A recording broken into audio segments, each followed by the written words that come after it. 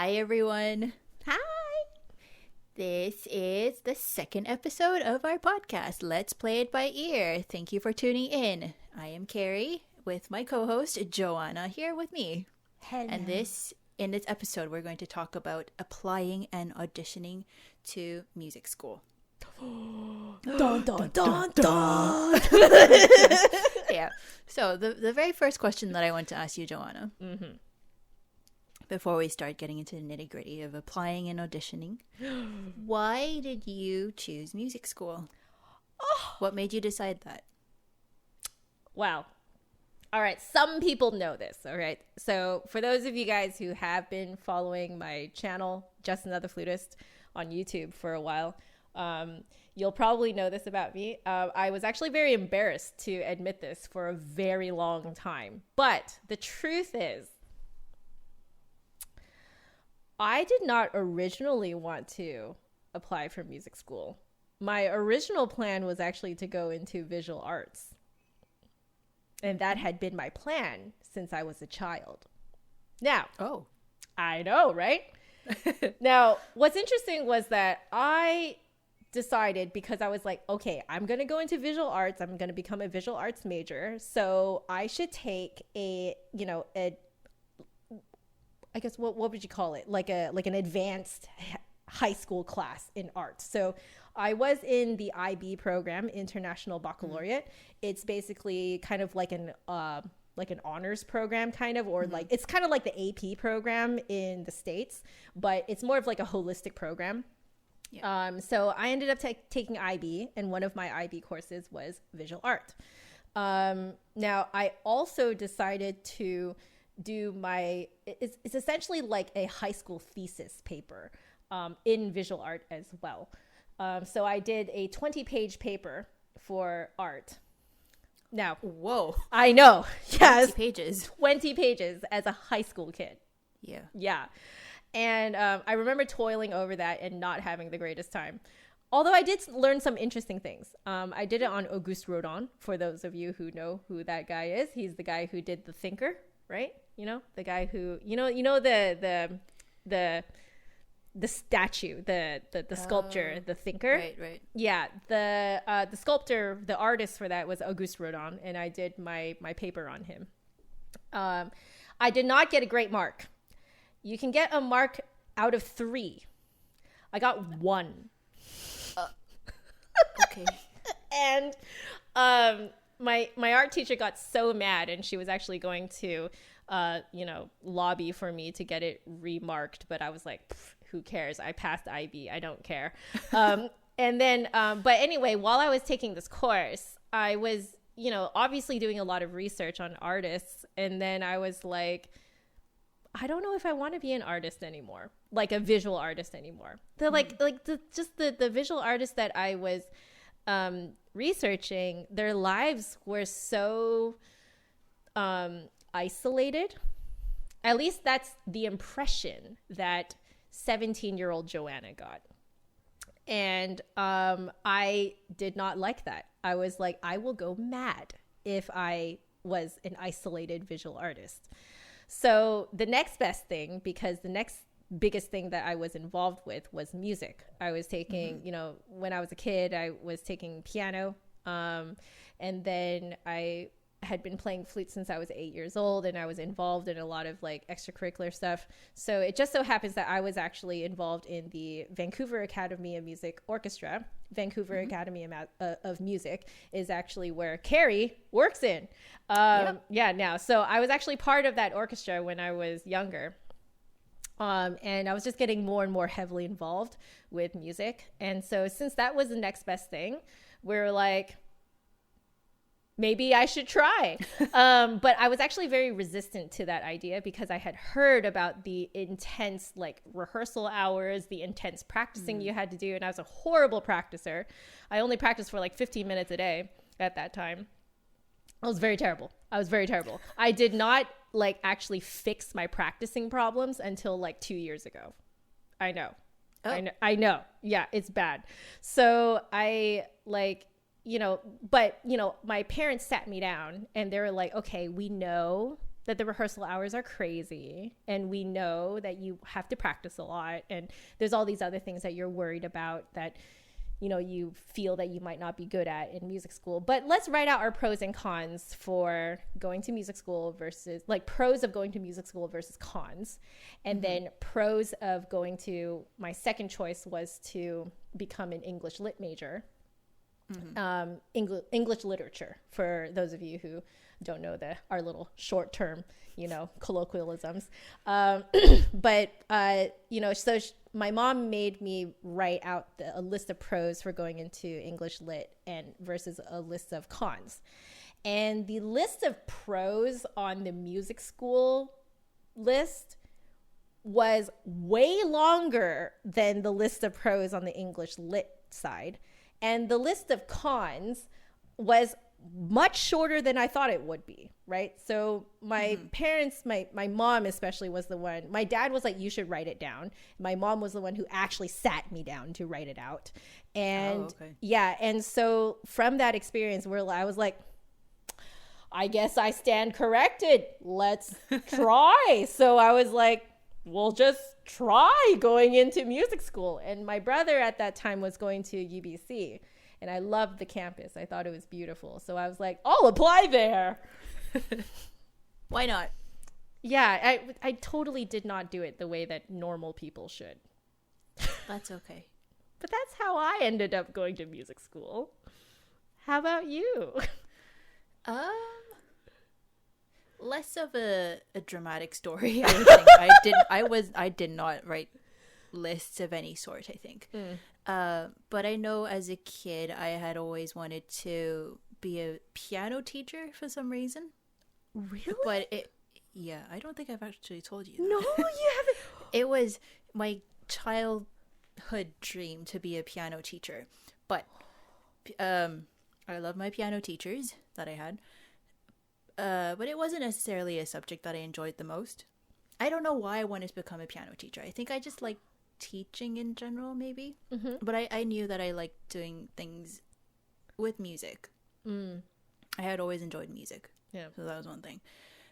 When it came to deciding what to do for university, I think it was just a natural extension of my childhood dream. Like, okay, I think I'll go into music. Of course, it didn't come without a bit of a struggle with my parents, hence the psychology minor. I enjoyed that too. Yeah. But yes, I am thankful that my parents allowed me to do music. And I think I wanted to do it mainly because I had a very good bassoon teacher towards the end of my high school career. He gave me free tickets to his concerts, and I attended one, and they played, I think, Tchaikovsky's Romeo and Juliet Fantasy. Oh my God. Yeah, so I fell in love with classical music and like, oh, that's something that I want to do. Yeah. And I just like, I don't like having the attention on me alone, but I like creating something with other people. And as a bassoonist, I knew that you would be able to sit in the middle of an orchestra and just feel that energy of everyone around you. So I thought, yeah, I'll give that a try. I'll do that. I love that. So that's how I stumbled upon music school. I mean, can you talk a little bit more about, like, you know, you mentioned that there was like a struggle, right, to make music your major. And now for those of you who are watching, it will be very obvious to you guys that we're both very Asian. Thus, we must have Asian parents.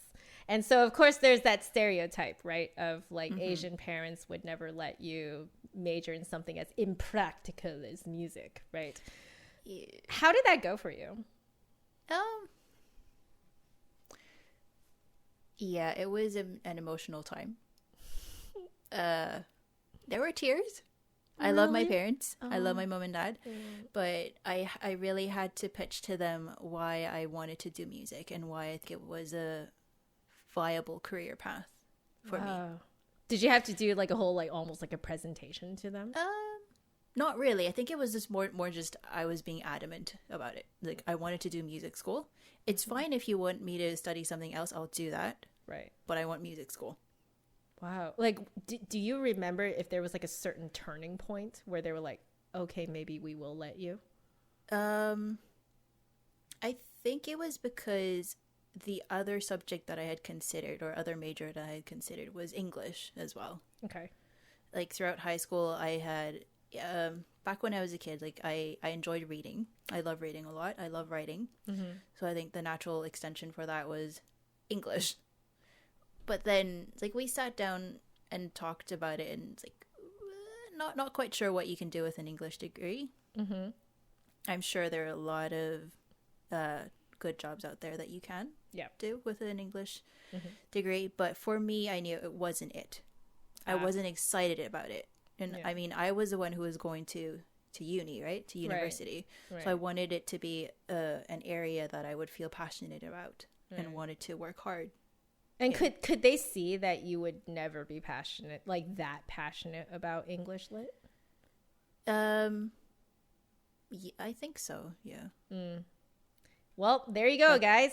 That is that is our experience, basically. Choose something that would give you worse possibilities of jobs than music. Well, I should probably mention too why my parents let me, and in fact encouraged me to go to music school, because that is really weird. I would say that, like, my Asian parents let me. So just to give you guys a little bit more background about that, my mom learned the piano from when she was a kid. And she got pretty darn advanced too. I think she was up to about ABRSM grade 8. ABRSM is one of the most popular extracurricular programs, I guess you could say, that have graded levels. It's recognized worldwide. I can't exactly remember what the whole name for it is. Associated Boards of the Royal Schools of Music. Carrie, I grew up with that. Carrie is a lifesaver. You did ABRSM, right? I did ABRSM, that's why. Yep. So my mom did ABRSM, and she got up to grade 8 on piano. And my dad was introduced to winds and brass and percussion instruments in his high school days in Hong Kong. So he had so much fun in marching band, and he told us so many stories of him and what his buddies, all their shenanigans and all the things they were up to in marching band and orchestra. He told us so many of these stories, and he was just like, just be in music just for the camaraderie. He was like, the camaraderie itself is worth it, to be in music. And so now the thing with my parents is that their parents were very traditional. So my grandparents were very traditional in that they expected my father to be an engineer, right? They expected my mom to, I guess, marry an engineer, and which is exactly what happened. But both of them feel that they weren't able to truly live their own dream when they were younger. So my dad actually had a complete turnaround in his career. He changed his career at age 50. He went from engineering to at the time it was full-time pastor. But really actually what he wanted to get into was clinical work, clinical counseling was what he really wanted to get into. He ended up pursuing a lot of degrees for that. He has multiple doctorates and stuff. I know, it's insane. Amazing. Yeah, my dad is pretty crazy in that regard. But he pursued that because he loved it, right? And his thing was, I wasn't able to pursue the career that I actually really wanted when I was younger because my parents insisted on me becoming an engineer. So I'm not going to do that to my kids. That was his thinking. Right. So you know what happened? My brother became a professor and I became a flutist. Well, and you're both successful and happy. Yeah. So I think it's really interesting. Essentially your experience is kind of closer, I would say, to my parents. Yeah. I would say. Yeah. It took me a while to realize that I was actually like basically one generation down from that kind of typical experience that people have. Yeah. It's very strange to realize that, I think. Yeah. I mean, you can count yourself lucky.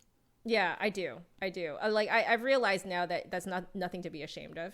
That No. Like, you know, luck is luck, and it just kind of happens, right? Yep. And really, like, it's not that it made it easy. No. You know, music and making a career out of music is still very hard, even if your parents are supportive. So, like, I have my fair share of struggles too. You know, but like, I think that, you know, you just kind of, you play with the cards that are dealt to you, right? Yeah.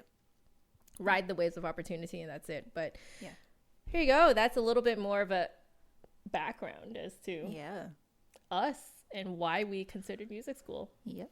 Well, as soon as you got your green light to go to music school, how did you choose, like, which schools to apply to? God. You had a whole host that you could have chosen. No. Okay, I'm gonna ask you the same question right after, but yeah. Okay, I'll go first. So, the short answer is I didn't really choose.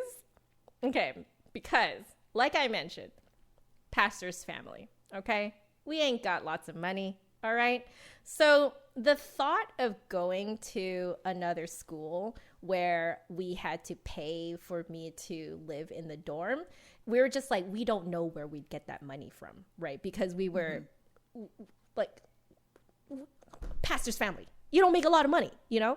So I was like, well, what is the nearest school I can go to? Well, my brother is going to UBC, so I'll just go with him, you know? Yeah. So that was my first choice, was UBC, not because of the music school. It was because we could afford it. So, because we lived in Vancouver. So, like, you know, we'll go there, you know? My second choice was, you know, just across the water a little bit. And UVic, for those of you guys who don't, you know, I'm just going to say it out loud. It was UVic. Yeah. The only reason why I decided to go there was because it was the second closest school. So for me, it was actually just distance, right? Like, it was like, which school has a music school in it and is close enough to me. Yeah. And so those were the two schools that were close enough to me. And, you know, as soon as I got into UBC for, not even for music, because I found out that I got into the English Lit program first, because that was actually, did you? Yes, that was my second choice. And I got into it actually before I got into music school. Oh, okay. So what I did was, as soon as I found out that I got into UBC, I was like, I am not going to go to complete. Basically, I think I didn't complete my application to UVic. UVic was my second choice school, but I didn't actually complete the application. I didn't go to the audition. Okay. It was bad. It was really bad. I think back to it now and I'm like, Joe, you really should have just at least gone through with the second one. Like, what were you thinking? Because for me, I was like, I don't care. I just want to go to UBC. I don't even care which thing that I actually end up, you know, doing a degree in, like, whatever, you know. I really didn't care. And I realize now I really should have cared more. So, yeah. Well, that's what happens to all of us. We learn. Yeah, we learned. I think it's just, hindsight's always 20/20, right? Like, I think in the heat of it, in the heat of that time, I had no idea that this would actually launch my career, you know? So, like, you really don't know. I mean, you're 17, you know? Like, you don't know. So, yeah. That's my story. How about you? How did you go about choosing music schools? Well, different than your story. You applied to 2. Yeah. I applied to a whole bunch. Just 2 under 10. I applied to 8. That's probably the better way of going about it. Well, I thought so. It was. Because I had no faith in myself. I mean, for other people who do know what they're doing, and this is something we'll talk about a little bit later again in other episodes. Yeah. They will choose schools based on the faculty members or the teachers that are teaching there. Yep. Yep. I knew none of that. I was clueless. My too. parents did not know exactly what advice to offer. They were supportive. As soon as I decided I was adamant about music school, they were like, okay, sure, we'll support you. So applying to music schools, applying to university in general, I did it all on my own. And I had just started playing the bassoon a year and a half before I graduated high school. So naturally I wasn't sure if I was good enough to even make it or even step foot into music school, really. I didn't really know what the level was. So I did what I could. I looked up schools in Canada and then all across Canada, pretty much. I applied to UVic too. From West Coast all the way to the East Coast. But you actually did the audition for UVic, right? You did all those auditions. I sent in auditions to all 8 schools. Because I was so scared. I didn't think I would get into anywhere, actually. Wow. So, I'm going to try everywhere. So you, basically the difference between us was that I didn't care if I got in or not. You cared if you got in. I cared a bit too much, I think. Oh, that's interesting. Why? Why do you think that now, though? Because I feel like if I didn't get in, I didn't know what else I wanted to do. I mean, yes, I could have gone for psychology. And at the back of my mind, my plan B was I was going to go for music therapy. And some of the schools I applied to out east, they had music therapy programs. Oh, my God. So I applied to those as well. But I wanted to perform. So, yeah, I think I overdid it. I mean, that concert really stuck in your head, right? It did. You really wanted to do that concert that, where you fell in love with the bassoon, right? Yes, pretty much. That'll do it. You just need that one experience that will just kind of set you down that path, It was transformative. Yeah. That's amazing. It makes me sound like such a slob, which I was. Well, you're not now, though. Here's what I'll say is that I think now I kind of am, but it's part of my branding now. The whole being real on camera, the whole streaming my practice sessions and stuff like that. It's part of my branding now to be completely myself, which includes the slob in me, Yeah. And, now it's part of my branding. So it works. I guess so. Right? Well, but I think it's you think you're a slob. I think I'm not very well put together too sometimes. But I think it's just about being true to yourself at the end of the day. But maybe that's why you applied to 8 schools, because you felt you had to prepare more, right? Whereas I think for me, I didn't apply to that many schools. Technically, only actually went through with the application for 1, and it was because I didn't care to prepare as much, if that makes sense. I think both of us had no idea what was going on, but we both had very different, I guess, ways of coping, if that makes sense. I think so. Yeah, because my way of coping was, whatever, I don't care what degree I get into, who cares? I'm just going to do something, right? Whereas for you, you were like, no, I need to get into this, Yeah. I will say, though, I think as soon as I started hearing back from some schools that I applied to, and they said that I got in, I think I stopped at the last one. So I say I applied to 8, maybe 7.5. I don't think I fully completed the last one. I guess, well, I mean, that's what I did with UVic, right? So, it was, nothing against UVic. UVic is great. Okay. We actually ended up going to perform in UVic with my wind quintet, and it's a lovely school. I hear that the professors are fantastic, and you know, your recital hall is fantastic too. Anyone who's listening from UVic, your recital hall is, mwah, I love it. It's fantastic. And also I remember that they have actually some old, they have some like period instruments that they have in these, almost like a museum type of like display. And I thought that was like the coolest part of that music school. So 17-year-old Joanna did not know what she was doing. Okay. So 30s Joanna very much appreciates UVic. But yeah, I didn't know what I was doing back then. So, yeah. Well, that's okay. Yeah. So, great. Well, on to the next thing. Let's talk about actually like the process of auditioning. How did you do it? What was your process? Like technically, what did you have to do? I think I printed out a lot of things just to make sure that I didn't miss anything. I highlighted, circle things, made lists. Because that's how I function.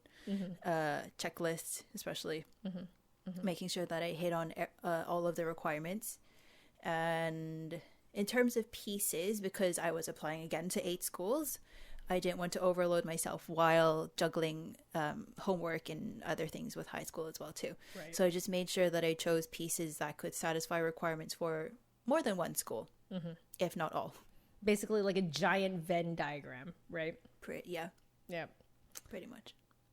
Great. And also just keep practicing scales, excerpts. Actually, did I practice excerpts? No. I didn't know what excerpts were back then. Oh my goodness! Really? I did not know what excerpts were back then. I had not played an excerpt, I think, before going to music school. I played scales. I played studies. Yeah. And I find that adorable, sonata? by the way. I find that adorable. Okay. I find that pretty... I feel dumb. No. Yeah. I mean, come on. You play in so many orchestras now. No one cares that you didn't know then. You know what I mean? Yeah. Well, as long as I know them now. Yeah. That's fine. I mean, that's what matters, right? So, yeah. Yeah, so that's what I did. And then I just started practicing as early as I could. How? Again, because I was so scared. I mean, okay, I was a slob back then. I mentioned earlier that I was really only practicing 15 minutes a day. I know. Don't do that, please. Don't do that. Okay. But like how long would you practice per day? Okay, it wasn't per day. So well, like you can't really do it per day in high school. No. I don't think it's possible. But no. I mean, in high school, Saturdays were my music days. Okay. There were, I think, 2 years where it was a little bit crazy. I took piano in the morning, harp lessons after that, and then bassoon. Harp. So it was a full day of music. We're going to take a little tangent here. I know that you play the guzheng too. Did you also... That was on another day, I think. That was on... You did it at the same time too, right? Like in the same sort of era, that is, your high school era. You crazy. You crazy. That's amazing. I told you. I love music. And that's what I thought I could do. I mean, you can. There's a reason why you're a musician now, you know? I guess so. Yeah. That's crazy. Okay, for those of you who are not in the know, I know that Carrie can play the guzheng and that is basically the horizontal harp, Chinese harp. Yeah, that's basically what it is. Now, I learned to play the... Dizi. Of course, I switched into Mandarin for that. I know. Dekzi. There you go. So I learned to play that in Chinese ensemble. Carrie and I were in Chinese ensemble in UBC. I think it was like in our 4th year, right? I can't remember. Something like that. Yeah. We had a jolly good time. It was a great time every time. Yeah. And so she played the guzheng and then I played the dekzi, which is basically it's the Chinese flute, bamboo flute, you know. So that was a really fun time. But holy crap, you were learning that at that time too, eh? I was. Wow. Yeah. So sorry, back to practicing. Yes, back to practicing. I would pretty much only just practice after Wednesdays. like an hour or two, I think, between Wednesday and Friday. That's more than me. That's more than me. Yeah. Oh, guys, this is the real behind the scenes, man. It is. Or sometimes I just practice before lessons. Shh. Yeah, me too. I did too. With the cram, right? Yeah. The cram before the lesson. Mm-hmm. Wow. So, and like, can you talk a little bit more about making those recordings? How did you do them? Right. When did you do them? How did you prepare for them? That kind of stuff. Yeah. So this is another thing that we're going to talk about, I think, in this episode coming up in a little bit. So I did all of my auditions recorded. Again, because I applied to 8 schools. It would just have been crazy. Right. And not affordable to travel to all of the schools. Right. And you, Joanna, you did something different. So yep. Well, we'll talk about that very soon. Yeah. So I did all of mine recorded. And I was very lucky. My piano teacher agreed immediately to be my pianist when I decided to to apply to music school. She's like, "You're the first student I have who plays another instrument and is going to apply to music school." Oh my! I was like, "I support you. Of course, I'm going to play piano for you." Like, yay! That is so sweet. And my bassoon teacher, he's great. Said he could be there for the recordings too, but I said no, because with 2 teachers there, that's just a bit too much pressure. Right. So yeah, I guess lesson learned here. If you feel having your teacher there at the recording is helpful, by all means, ask them to be present.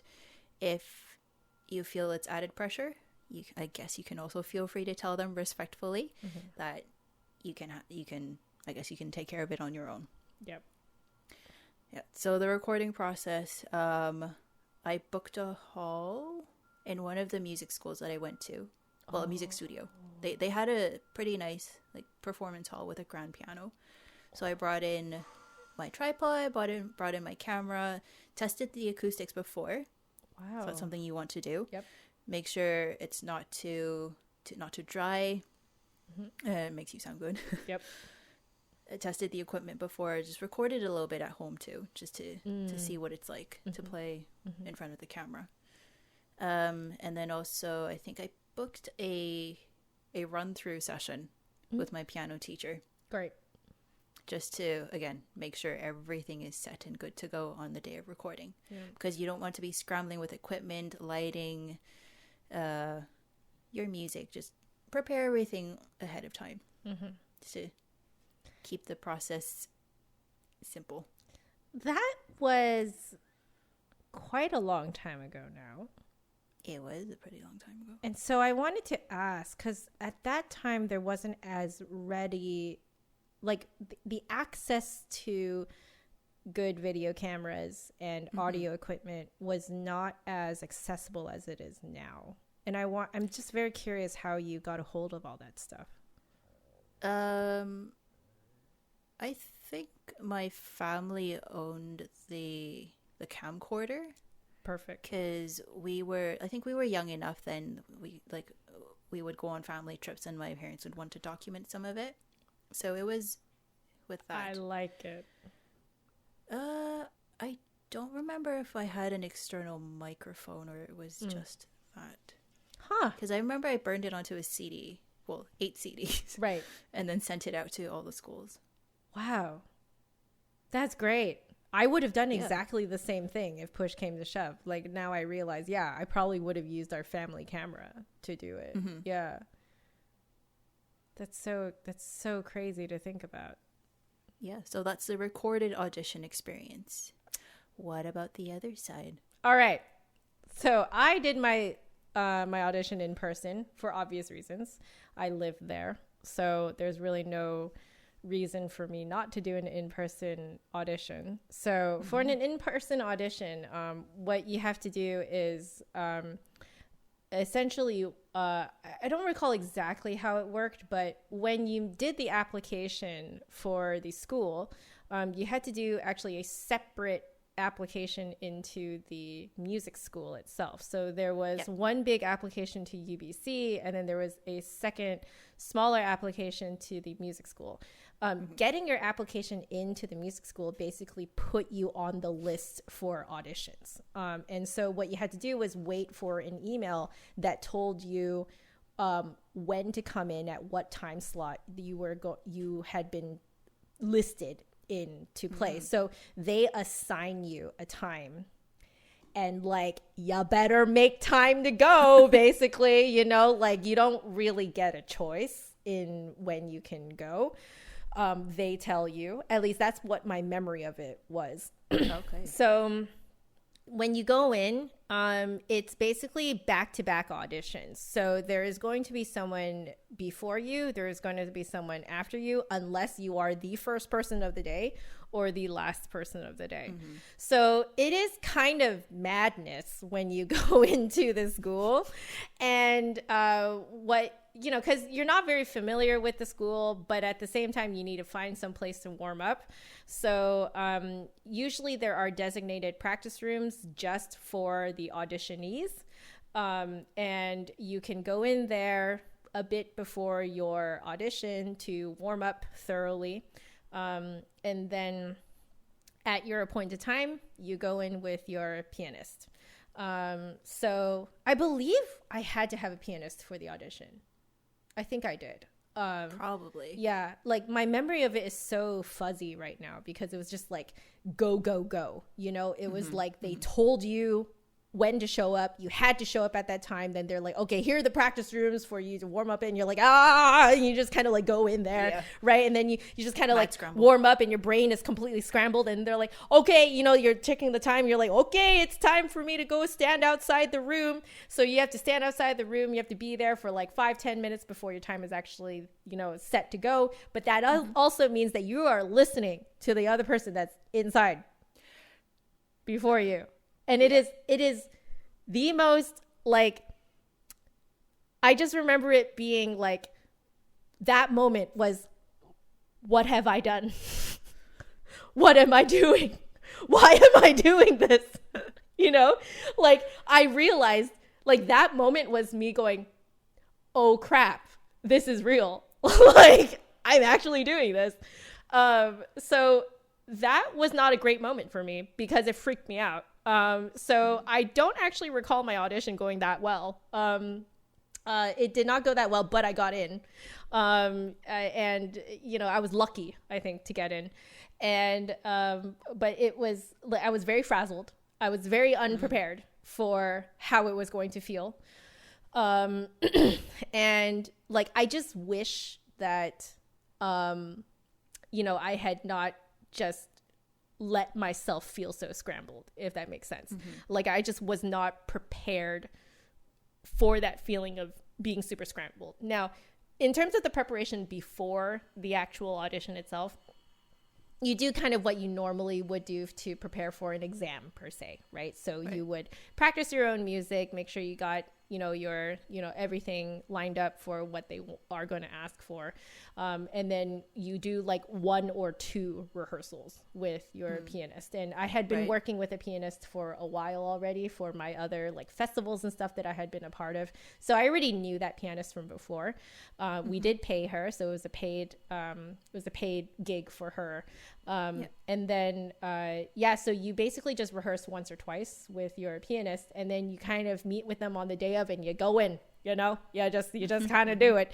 And, it's very fast. The audition itself was like 15 minutes long, something like that. Oh, very short audition. I don't recall it being longer than 15 minutes.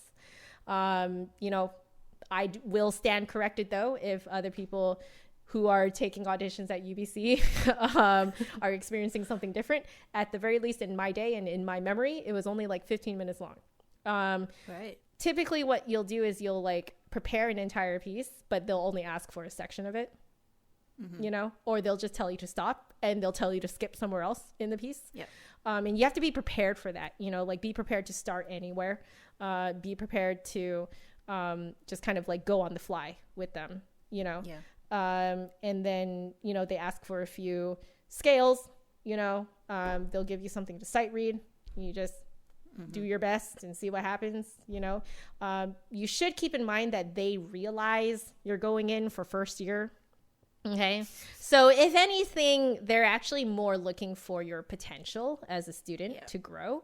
That's what they're really looking for. Do you have the potential to grow? Would your personality and your ambition fit in the school and in the studio? I did not realize that at that time. And so I was trying to go for a perfect performance, even though I was not practicing very well. I don't know what I was trying to expect of myself, to be really honest. I'm thinking back and I'm like, man, 17-year-old Joanna really did not know what she was doing. So I was trying to like expect this like perfect performance, but that's not what they're expecting. They're expecting a performance that is, you know, obviously prepared, but it shows potential for growth, right? I wish someone told me that. Yeah. No one told me that. So it was very chaotic, I believe is the word I would use to describe that experience. Very chaotic. Yeah, if I did the same thing, I think I probably would have used that same word too. Actually, did they, on top of playing, did they ask you anything in the auditions? Like, did they ask you why you wanted to apply to music school? What you do with music? Like, if you had extracurricular activities you were a part of in high school? I personally don't recall them asking. And I believe it was because they were short on time. Okay. Or at the very least, I have no memory of them asking. They might have asked.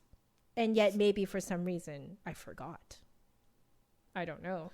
But I only recall basically going in, playing, and be like, see ya, bye, you know? Yeah.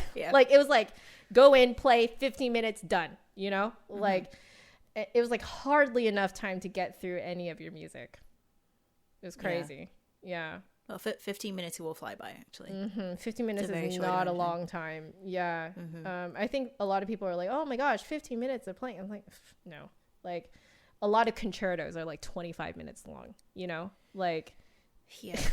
You can barely get through the exposition. Exactly. You can barely get through the exposition in 15 minutes, you know? Like, classical music is really long, and I think a lot of people don't realize that.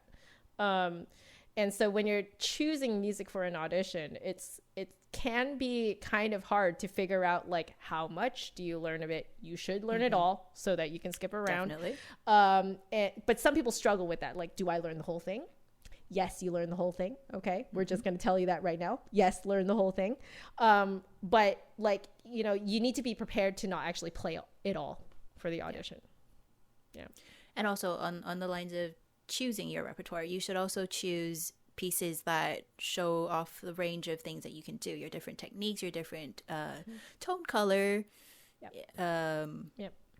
articulation, different eras, all that fun stuff. I would say that for the flute in particular, we're typically expected to have like one lyrical piece and one, so lyrical as in it's slower, right? And it's more singing in quality. And then to have a more technical piece. So usually that denotes being faster, right? So like a faster, more technical piece. So like usually they want that kind of like stark difference between at least two pieces. And they also want, as Carrie said, different genres, so different eras of music, right? So don't pick two romantic pieces, you know, don't pick two classical pieces. You know, maybe your lyrical piece can be romantic, right? But your technical piece could be like Bach or something like that, you know? Like you want that kind of distinct difference in era, because otherwise they'll be like, well, you haven't really shown your potential, right? For what you can do. That's typically what's asked for, at least in flute auditions. It's the same for bassoon as well too. So typically you'll just see the word, the key word that you will see in auditions is the contrasting. Yes, that's the word. So they want that, and like Joanna said, you want all the different styles, all the different eras.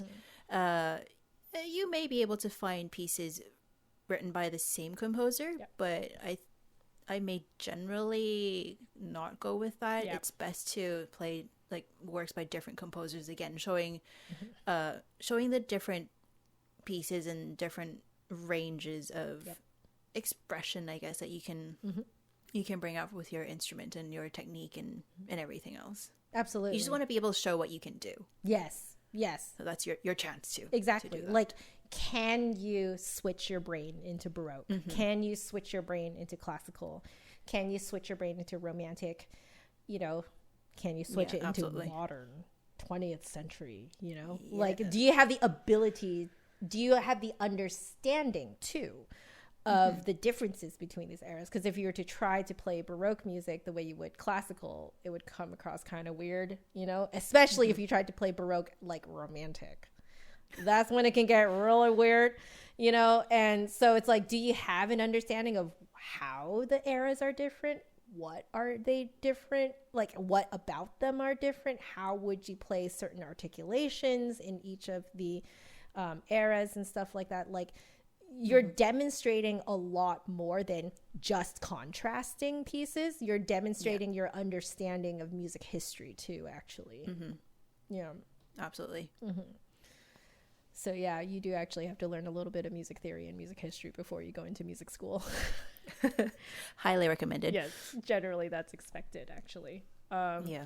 And I guess, like, as a tangent, how would you learn those things? Well, I learned it through the little extracurricular piano program that I was taking in California. It's called CM, Certificate of Merit.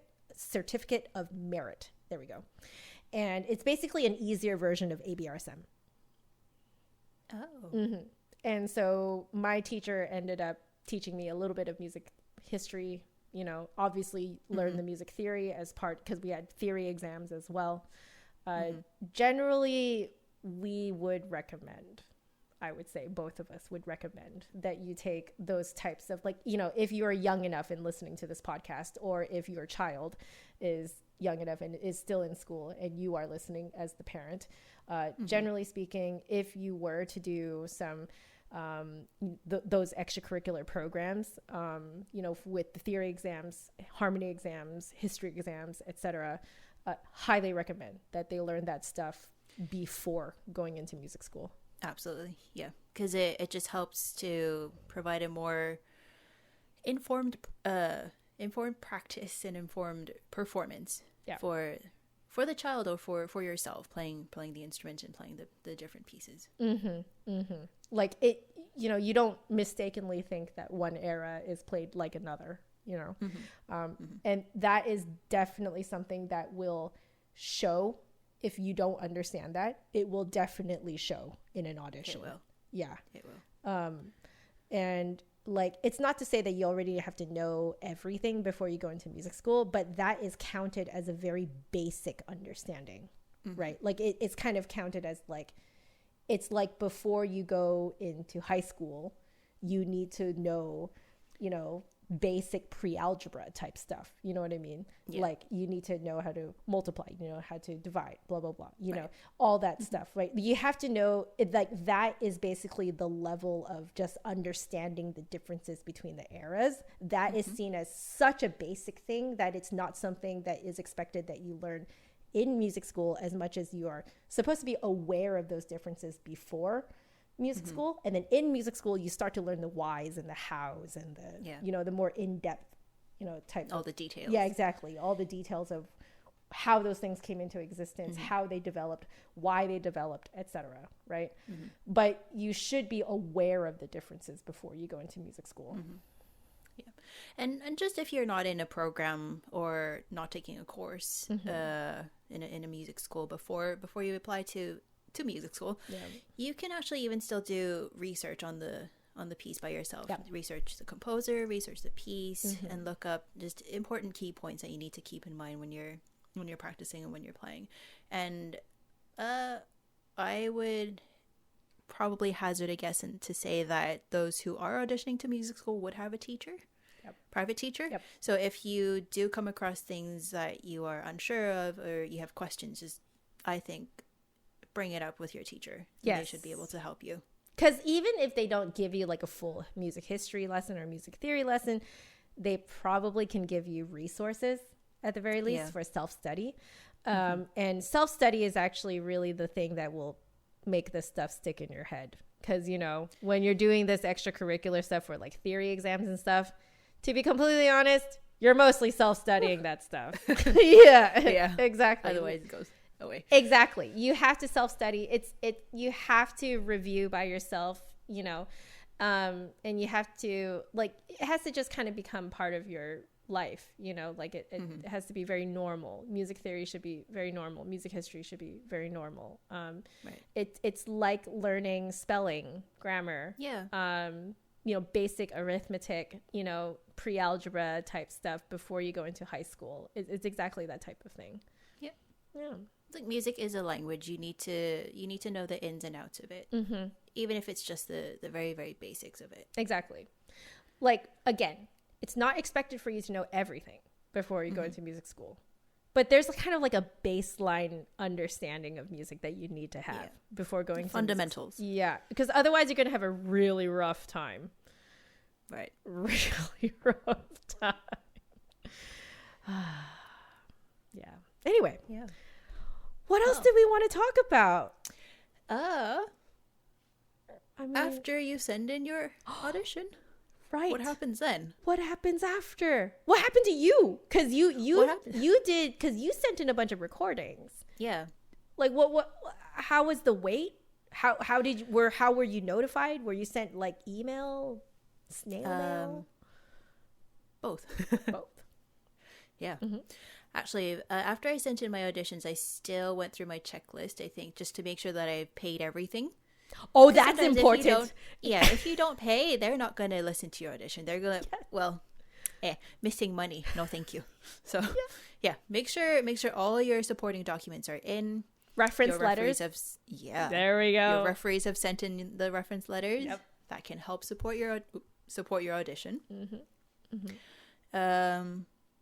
All that. Yep. And then for myself, I just kept checking the application portals, I think at least 3 times a week, just to make sure that I'm not missing anything. And if they're communicating with me, I make sure that I'm on top of what they need me to submit or resend. That is a very good piece of advice there. I did not do that for my bachelor's. I did that for my master's because the school that I went to had a very confusing online system. So I kept checking it because I kept being confused. But the side effect of that was that I was always very up to date with the latest thing that they put in your portal. So for some of you who don't know, when you apply to university, you are given, you're told to sign up to and you're basically given an account in their portal. And a lot of times, weirdly enough, any sort of announcements that come to you that can be very important. It could even be about like, you know, your dorms and stuff like that. Sometimes it only goes to your portal. And if you have not set up email forwarding to your personal email, it will only go to the portal. It will not go to your personal email. So that's a very good point. Yeah. If you don't have that set up, you might screw yourself over if you don't check the portal enough. So the biggest thing is you need to set up email forwarding from that portal into your personal email so you get every single message they send. Otherwise, you might miss them all. Yeah. So I didn't do that though. You know, my mom was very, very, very organized and I was not. And so she was the one who kept poking me to check online. That's what I remember. She would always say those 2 words, check online. And like, you know, because I was just like super scatterbrained. I'm sure you guys can tell that 17-year-old Joanna was really scatterbrained. Okay. Like, you know, you've listened this far in the podcast. I think you guys have figured that out by now, right? So like, I certainly did not have the I just was not organized enough to keep checking online like that. So my mom was actually the one who kept bugging me to check online for the same type of thing. Is like, are you accepted now? And all that good stuff. Yeah. Crazy. So you just waited, basically. Yeah, then you're just waiting. How long did you wait? Do you remember? Good question. I think it was about 2 or 3 months.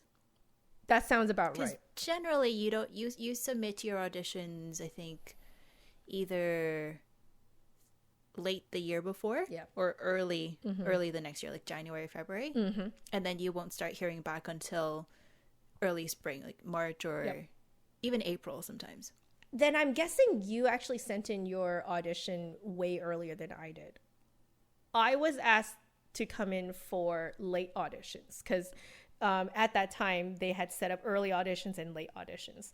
Okay. I was part of the late auditions.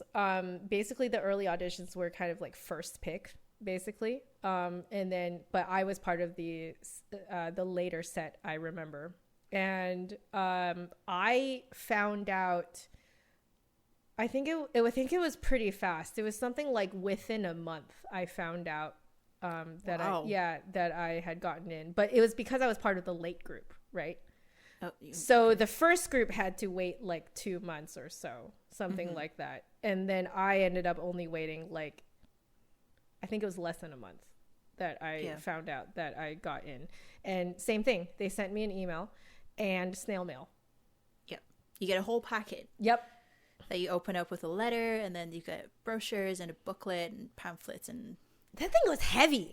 Like, it was a lot of stuff that they sent. Yeah. It's pretty exciting though. It has the whole like cover letter that's like, congratulations, you've been accepted into the University of British Columbia School of Music. Yeah. Did it cross your mind though during that 1 month wait that what would you do if you didn't get in, or how would you think you would have felt if you? I kept thinking that I wouldn't get in, and because I was like, that audition was not that hot. So I just kept thinking, I kept telling myself, Joe, it's okay if you just end up doing an English lit major, like whatever, like so I basically set my sights on, I'll just be an English lit major. That's how I comforted myself. And because that gave me the feeling of an out, right? Yeah. So that's how I comforted myself. But totally, the entire time I was waiting, I kept thinking that I wouldn't get in. Yeah. How about yourself? Same for me. Again, I applied to 8. 7.5. Yeah. I just felt like I don't have enough experience on the bassoon. Why would anyone want me at their school? So I just kept thinking, well, if I didn't get in, I'm still going to get into university somewhere, hopefully. And then I can either transfer to music school or you had a schools completely, I guess. I don't know. You had a backup plan. I think so. I can't remember what exactly it was. But there was some form of a backup plan there. I mean, the bottom line, I was going to university one way or another. Right. There was no question about it. Yeah. How, when, where? Yeah. Up in the air. Up in the air. That's exactly how I thought of it too. Until you find out. I was just like, I'm going to university one way or another. I know I've already been accepted into English Lit. So I was like, it's either music or English Lit at this point, like it be what it be, right? Like if I absolutely hate English Lit, I guess, and I don't get in this year, I guess I'll just audition again next year, like what else are you going to do? Right. So it's not the end of the world. Yeah, it really isn't. And like, honestly, if I became an English Lit major, sure, my life would have gone in a very, very, very, very different direction. We would not be talking to each other. Nope. I would not have met my husband. There's a lot of things, like I would not be in here. We would not be doing this. So there's a lot that would have changed, but at the same time, I think about it and I'm like, my life still would have been okay. Yeah. Life still goes on, so it's okay. Yeah, it's not the end of the world. You're not going to die if you don't get into music school. No. I've known, and I'm sure you know a lot of people like this as well, but there's a lot of people who went and did a whole different degree before, hated it, and decided later, like in their mid-20s, that they were like, you know what? I'm going to music school, Yep. And the thing is, nobody cares how old you are in music school. So No. you can go at any, like, no one cares, okay? You might be the only mid-20s, late 20s in a room full of 18-year-olds, you know, in university for the same time, but actually no one cares. Yep. You know, and then you'll get out of school 3-4 years later, and no one will care when you got your degree. No. I remember in our theory class in first or second year, I think, there was a slightly older gentleman. Yeah. And we looked back and were like, oh, okay, that's interesting. But at the same time, at the back of your head, you feel like, good for them. I respected that guy. I remember that Yeah. guy. I remember him. Yeah. And I was like, respect, man. Like, this guy clearly has a dream and is achieving it. Yep. So, like, don't be shy to just go for it, man. Like, no one cares in that, like, oh, they're too old. You know, no one thinks of that. No one thinks You're that. never too old to learn. No one thinks that, you know, and like, you don't have to be embarrassed by it. In fact, you should be very proud, because I know that for me, like, I really looked up to the people who are older than me, but were choosing to do this, you know? Right. And, like, I really like the older people, in my opinion. Yeah. I really like hanging out with them, you know, because they have a very different view of what they do. They do. And it's just really lovely talking to them, you know? So don't be shy. Don't be shy, guys. Like, go and do it. You have these two rando people on the internets, these two rando musicians. You have our blessing and our approval and our encouragement. Our support. Yes, you have our support. Do it. Have Go for fun. it. Yes. Yeah. Because sometimes if you don't get in on your first try, it's not your fault. No. Sometimes the studio could be full. Yeah. It's as There's simple as that. Yeah. It might be absolutely no fault of your own. It could be that they actually really wanted you in, but they had no space. Yeah. So, like, don't take a failed audition personally. I failed an audition before, later on. As it turns out, they had no space. What were you going to do, right? Yeah. There are many factors at play. Yeah. You know, it's not a reflection of how you play, really. It is. Sometimes you don't fit the school. Right. Sometimes you don't click with the teacher. Sometimes there's no space. It's not really in your control, and that's okay. So once you know that you've done everything that you can, make sure that you submit everything that you need to. Yes. Right, on time. No And then late it's pretty much payments. no late payments. It's out of your hands. Yeah, exactly. And you kind of have to, like, breathe and let go. Yes. Just let go of it. Let it be what it be. And celebrate any outcome that happens. It's And don't forget to enjoy the last few months of your high school career. Yes. Yes. You're not going to get that time back. No. Nope. It's a very special time. It is. You may not think it now, for those of you who are listening in and are in the last few months of your high school career. But when you look back upon it, generally you'll be able to find something that you feel, oh, yeah, that was pretty special. It was like the baby times before music school, you know? Yeah. Like, you'll realize just how green you were. And there's something really cute about that, you know? Yeah.